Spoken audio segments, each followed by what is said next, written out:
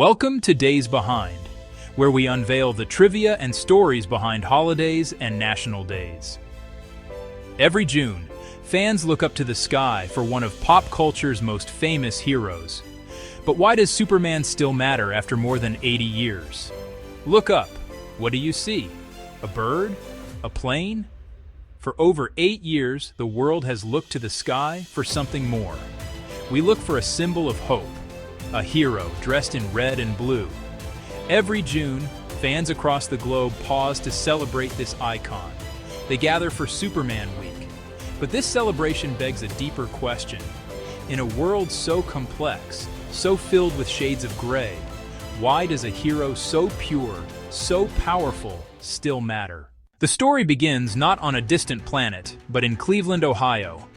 It started in the minds of two young men, writer Jerry Siegel and artist Joe Shuster. They were children of Jewish immigrants, dreaming of a hero who could fight for the downtrodden. After years of refining their creation, their moment finally arrived. On April 18, 1938, the world met their hero. Action Comics #1 hit the newsstands, and with it, the superhero genre was born. A man in a cape, lifting a green car effortlessly over his head. It was a promise of action, of power, of something entirely new.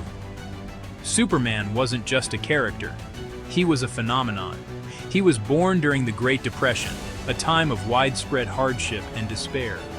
He offered an escape, a fantasy of a single person who could solve the world's problems. As Superman's popularity soared, his world expanded. The simple formula of a hero fighting crime grew into a rich and detailed universe. The city of Metropolis was born a gleaming Art Deco cityscape that was as much a character as any of its inhabitants. It was the city of tomorrow, a perfect backdrop for a hero who represented a brighter future. Within this city, the Daily Planet newspaper building stood tall, a beacon of truth and journalism in a fictional world. This is where the character's other half came to life. Clark Kent, the bumbling, bespectacled reporter, was more than just a disguise. He was Superman's connection to humanity.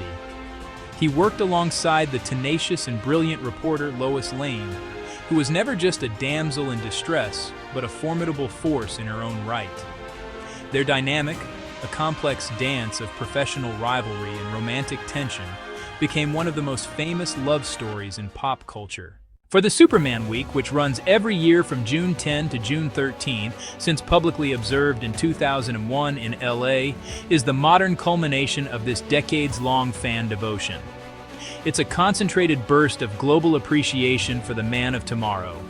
The trend began organically, growing out of various Superman Day events that comic shops and publishers held over the years to mark key anniversaries.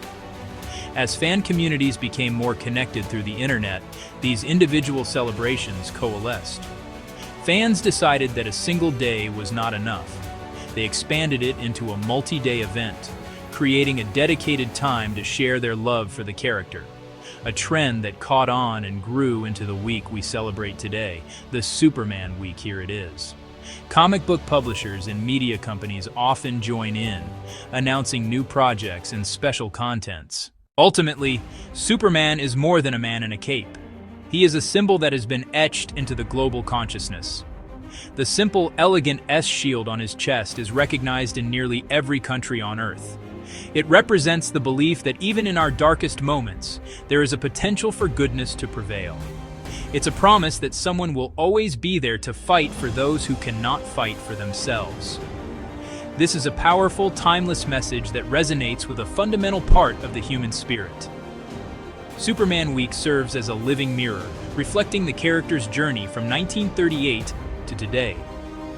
Superman Week is not only about capes and superpowers, it is about why people still believe in heroes.